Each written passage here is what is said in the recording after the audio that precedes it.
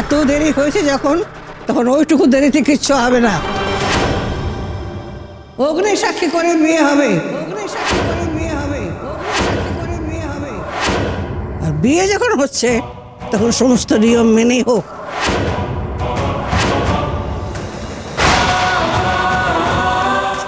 কিন্তু ঠাম্মি। নাথবাবু, মেহেরিকে সাবধানে নিয়ে পুজোর ঘরে আয়, আমি পুজোয় বসবো। ঠাকমা, ও ঠাকমা, ও ঠাকমা, আমার কথা কানে একটিবার শোনো নে। ও ঠাকমা,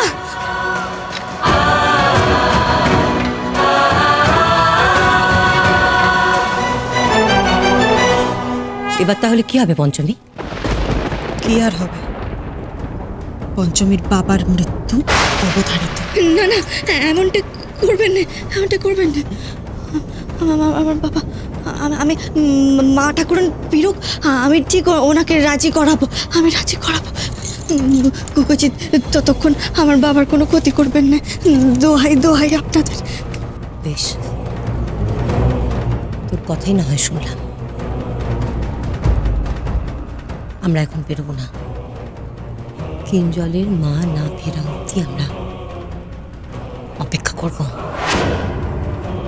ততক্ষণ তোর বাবার প্রাণ আমাদের কাছে গচ্ছিত থাক, এটাই শেষ সুযোগ পঞ্চমী।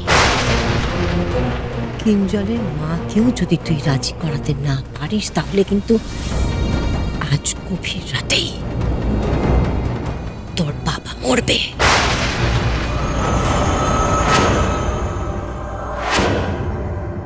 না না, মা ঠাকুরন ফিরলেই আমি কথাখানা তুলছি। হ্যাঁ, আমি ঠিক মানিয়ে নেবো, আমি মানিয়ে নেবো। কিঞ্জলের মায়ের ফিরতে আর ঘন্টা দুয়েক।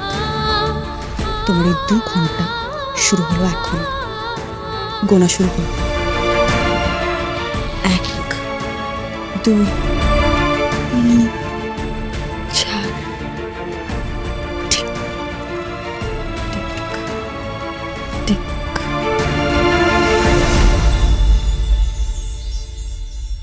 আর মাত্র 2 ঘন্টা সময় হাতে। মা ঠাকুরনের নিশ্চয়ই বাবুর মঙ্গলের কথা ভেবে ঠাকমার মতো সইয়ের বিয়েতে রাজি হবেন না। এই সময়টুকুর মধ্যে বাবা ঠাকুরের দেওয়ার সূত্র উদ্ধার করে বাবারে খুঁজে বের করতেই হবে, আকাশ পাতাল মতো এক করে। আমার বাবাকে সুস্থভাবে ফিরিয়ে আনতেই হবে। আমি যেন ফিরিয়ে আনতে পারি বাবা নীলকণ্ঠ।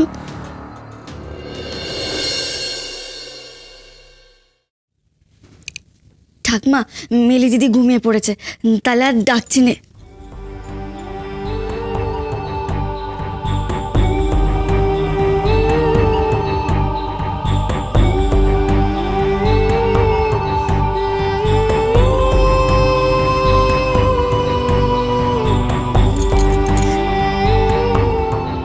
মা মনসার মূর্তি। কি রে, দাঁড়িয়ে পড়লি কেন? আচ্ছা ঠিক আছে, মেহেরি দিদি ভাই যখন ঘুমোচ্ছে তখন ওকে ডেকে কাজ দিই। তুই বস, আমি এক্ষুনি দেবী মা মনসাকে প্রতিষ্ঠা করব। বলছি ঠাকমা, এই মূর্তিখানা কোত্থেকে পেলে গো? সে এক অদ্ভুত ব্যাপার জানিস, এক বৃদ্ধ এলেন হঠাৎ করে। আজ ভিক্ষে করতে আসিনি, আজ কিছু দিতে এসেছি।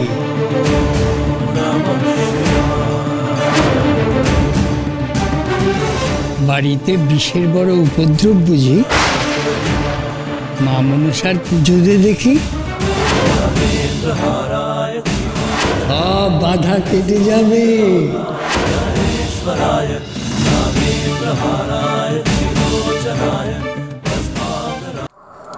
বৃদ্ধ মানুষ?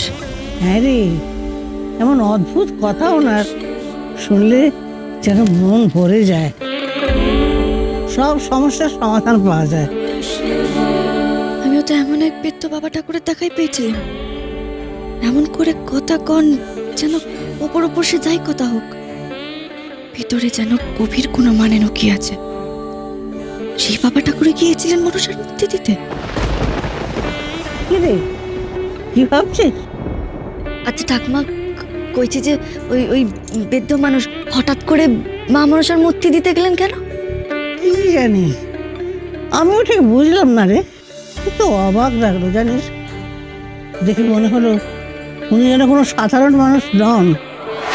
বললাম না, ওনাকে দেখেই মনে হলো যেন সব কিছু ঠিক হয়ে যাবে, যেন ঠিক ঈশ্বরের মতন এসে উপস্থিত হলেন।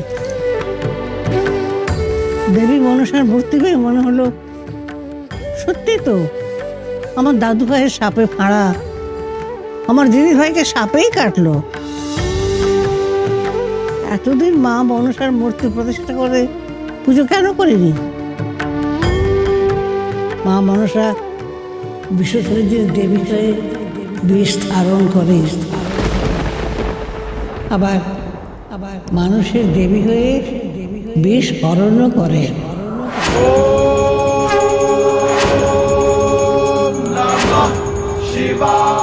একই অঙ্গে বিশ্বহরি আর বিষধরি।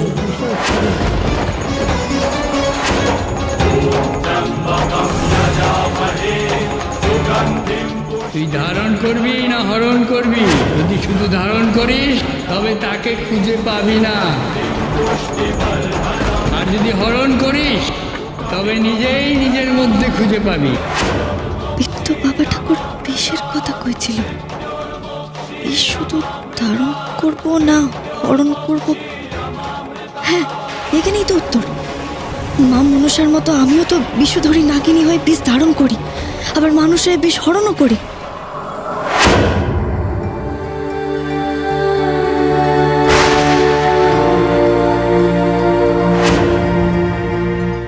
হে বাবা নীলকণ্ঠ, এই অবধি তো বুঝলাম, কিন্তু বাকি দাদা খান নিজের মধ্যে বাবারে বাবা মানে এই কথা কানের মানে তো বুঝতে পারছি না।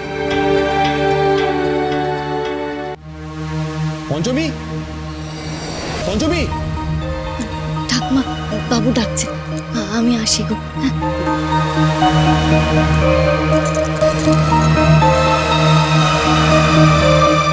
পঞ্চমী, আপনাকে বলেছিলাম না পুলিশ খুব চেষ্টা করছে, ওরা ঠিক আপনার বাবাকে ট্রেস করবেই।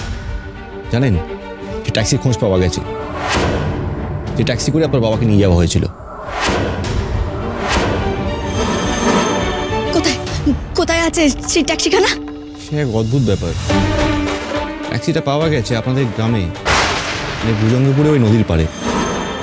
ট্যাক্সি ড্রাইভারকেও পাওয়া গেছে, কিন্তু সে মৃত, সাপের কামড়ে মারা গেছে।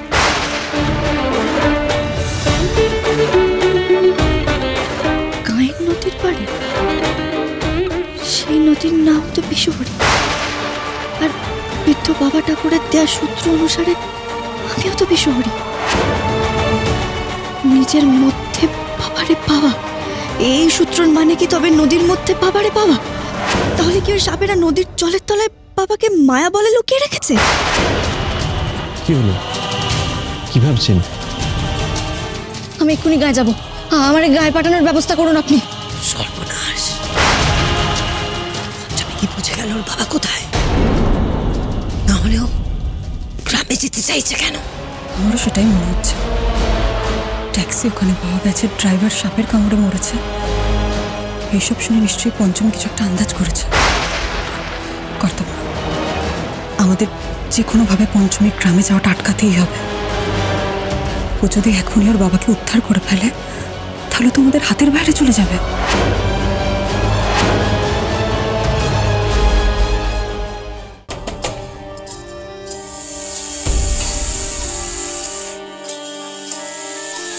বাবা, ও বাবা, দেখো তোমার মেয়ে পঞ্চমী এসেছে তোমারে উদ্ধার করতে। কি ভেবেছিলে তুমি এত সহজেই বাবাকে নিয়ে এখান থেকে বেরিয়ে যেতে পারবে? বাংলা টেলিভিশনে এই প্রথমবার আসছেন পাঠান মুভির বেশরম রংখ্যাত শিল্পা রাও সুপার সিঙ্গার সিজন 4 এর মঞ্চে। মিস করবেন না সুপার সিঙ্গার সিজন 4 এর স্পেশাল এপিসোড, ঠিক আজ রাত 9:30টায়, শুধুমাত্র স্টার জলসায়।